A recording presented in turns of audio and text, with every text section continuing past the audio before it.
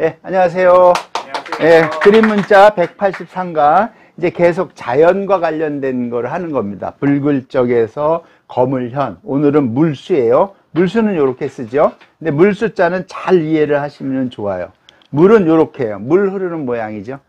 예? 근데 이거를 넓혀서도 씁니다. 물은 이렇게도, 이거는 위에서 아래로 흐르는 모양이잖아요. 근데 이거는 옆으로 흐르는 모양이잖아요. 이거는 글자 자체가 우리가 주역의 개의 이거예요. 감개. 그대로 가 있는 거예요. 우리 태극기를 보면 건이, 감, 곤이잖아요. 아니면은 뭐 건감, 이곤 이렇게 외우시는 분도 있는데 저는 건이, 감, 곤을 외우거든요. 그러니까 건하고 물인데 물은 그대로 이렇게 표현이에요. 그죠? 예. 그러니까 물에 대한 거는 뭐 이거는 이의가 없어요. 근데 이게 이제 글자 안에 들어가 있는 경우를 보시면 이해하기가 좀 쉽습니다. 이 글자 안에 들어가 있는 게 이거예요. 이제 일단은요, 물의 의미를 어떤 의미인지. 물은 고르다라는 의미예요. 준냐, 그죠? 준냐라고 했어요. 왜 주냐냐? 보통 수평을 맞출 때 홈을 파고 그거에다가 물을 붓습니다. 그러면 물이 기울어지면 수평이 안 맞은 거죠. 그러면은 밑에 물을 놓고 물이 수평이 맞춰지면은 수평이 맞춰진 거죠. 그게 그 원리가 어디 있냐면 해시계의 밑에 보면 홈이 있어요. 그 홈에다가 물을 넣는 겁니다.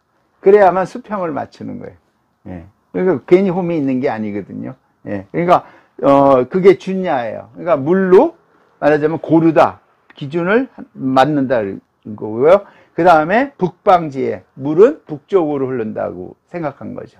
왜냐면은 이거는 이제 개념상의 북쪽이죠. 말하자면은 불은 남쪽이고 북이니까 북방을 향해서 간다. 이거 개념을 만들어낸 거예요. 그래서 상, 중, 수, 병, 중유, 미양, 지기. 가운데, 중, 유, 미양. 아주 약한 양이 있다. 그게 기다. 그대로 표현했죠. 이게 이 글자가 굉장히 어려운 거예요. 그러니까 요거는 뭐예요? 요게 미양이라고요.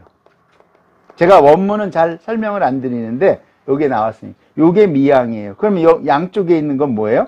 음이라고요. 음이 두 개 있으니까 음이 강하다라는 뜻이죠.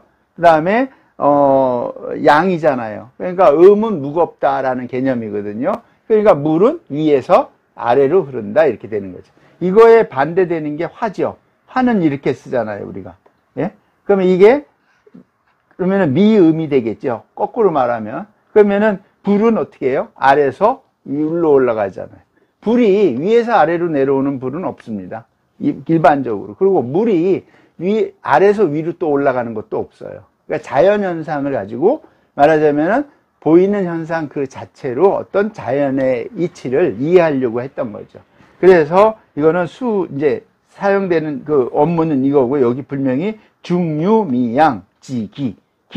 양기가 하나 있다 이런 뜻으로 되어 있습니다. 그러니까 그 시대 때 설문해자를 만들 때 이런 개념을 갖고 있었던 거죠.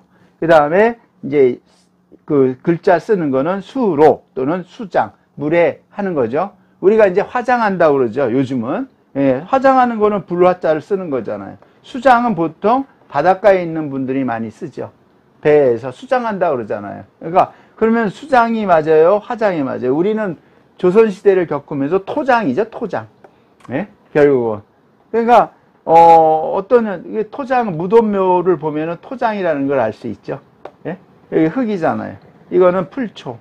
풀초에다 태양인데 풀이 양쪽에 있어. 그러면은 어떻게 돼요? 완전히 들어가 버렸다, 양기가. 그러니까 한자 안에서 이런 게 있는 겁니다. 자, 그러니까 수장이 됐든 화장이 됐든 토장이 됐든 죽으면 어떻게 된다? 자연으로 돌아간다 이 뜻이죠. 이거 갖고 어쨌든 그런 의미를 담고 있습니다. 예. 그 다음에 이제 넓을년이에요. 넓을년은 갈행자예요. 가인데 이 갈행은 도로를 뜻하거든요. 이미 이런 글자에서 나온 겁니다.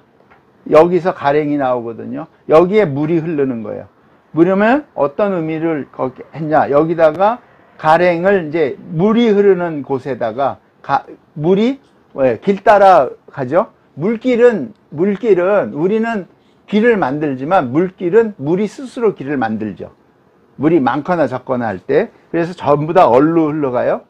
전부 다 물은 바다로 흘러간다는 거죠. 그래서 수조우, 수종, 이거 틀렸습니다. 이거 잘못, 수종우해아. 그죠? 예, 물의 종, 우에. 그거는 뭐예요? 바다로 간다. 그러니까 옛날부터 이런 의미 있는 거를 물에 대해서 다 뭐라 그러죠? 물에 대해서 굉장히 이런 거를 의미를 부여한 거죠. 대표적인 게 물과 선을 비교한 책이 도덕경이죠. 상선약수. 최고의 선은 상선은 뭐하고 같다? 약수, 물이다. 네. 그러면서 도덕경 같은 책에서는 이 물에 대해서 설명을 하죠. 왜?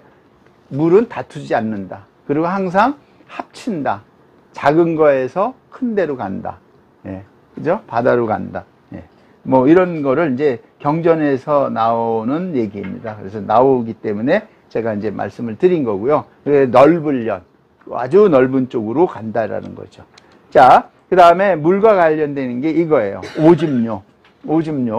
오줌료는 물에다가 시동시를 해요. 이제 이게 시동시가 많은 의미를 갖고 있어요. 시동이라고 하면 이제 어린, 뭐 어떤 영적인 존재도 되고, 죽음시라고 하기도 하죠. 그래서 이럴 때는 시동시인데, 여기다 사람의 소변이에요.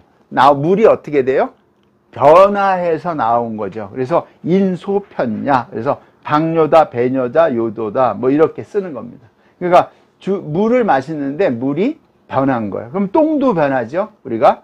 그렇죠? 그러면은 요니까 우리가 보통 분뇨 처리장이라고 그러잖아요. 분뇨. 똥은 어떻게 변하냐? 똥분자는 쌀미자에다 달을 이자를 씁니다. 그러니까 쌀미자에 달을 이니까 밥을 먹으니까 똥은 밥으로 나오지 않죠. 그러니까 똥분자잖아요. 똥분, 오줌뇨. 그래서 분뇨장 그렇게 하잖아요. 예, 그러니까 쌀이 바뀌는 거고 이거는 뭐가 바뀌어요? 물이 바뀌는 거다. 예, 그렇게 이해하시면 됩니다. 자, 그래서 오줌뇨, 그다음에 더할리게. 이게 이제 재미있는 단어입니다. 더할릭은 여기서 더해야 돼요. 더한다는 의미를 찾아야 돼요. 아까 오줌뇨에서는 죽음시로 찾을 수가 있죠. 물이 변했다라는 거잖아요. 똥분은 똥인데 분이니까 달을 이자잖아요. 그죠? 예, 쌀이 다르게 변한 거예요. 더할릭인데 더할릭은 여기서는 이 글자가 더할릭입니다. 이게 물이에요. 우리가 쓸 때는 이렇게 쓰죠. 예, 이거를 피면은 이렇게 되겠죠. 예, 그러니까 그릇에다가 물을 더하는 거예요. 그러면은 그게 어떻게 해요? 가득 차다. 예, 그래서 물이 가득한 것이다.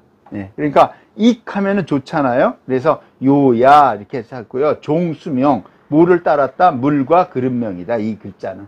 제가 그냥 물이라고 그냥 임의적으로 해석한 게 아니라 이 말이 그 말입니다. 이게 종수명. 예? 요거는 그냥 그렇게 썼는데 옛날 같으면 요렇게 썼겠죠? 요즘은 간자체에서도 이렇게 했어요. 뭐냐? 수와 물, 그릇의 합성어다라는 뜻이에요. 그러니까 이게 물이라는 뜻을 이해하시겠죠? 물이면 요렇게 표현한 거예요. 이걸 피면 요렇게 된다는 뜻이에요. 그래서 수명, 익지의야. 더한다는 것은 더한다는 뜻이다. 예? 그러니까 물을 자꾸 부잖아요. 네. 그러니까 이게 이제 문화에서도 잘 나타나요. 우리는 술을 한 잔 먹고 바닥이 보여야만 잔을 줍니다. 예? 근데 일본 사람들은 바닥이 안 보여요. 바닥이 차야 되는 거예요, 진짜. 한 모금 먹고 내려놓으면 채워지다고요. 그죠? 이게 참 재미있는 이게 문화도 이렇게 다를 수가 있는 거죠. 그러니까 공익이라는 건 더해주는 거고요. 유익하다 할 때 이런 단어를 씁니다. 그러니까 더할 익자는, 뭐예요? 덜손자는 손익할 때 쓰죠.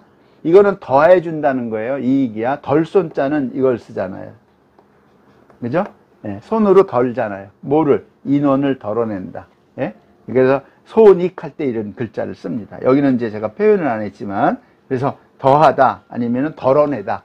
예? 이런 글자를 갖고 있습니다. 야, 그래서 오늘도 동몽 한자 배워서 경몽, 오늘도 유학 한자 더 배웠습니다. 여기서 강의 마치겠습니다. 감사합니다.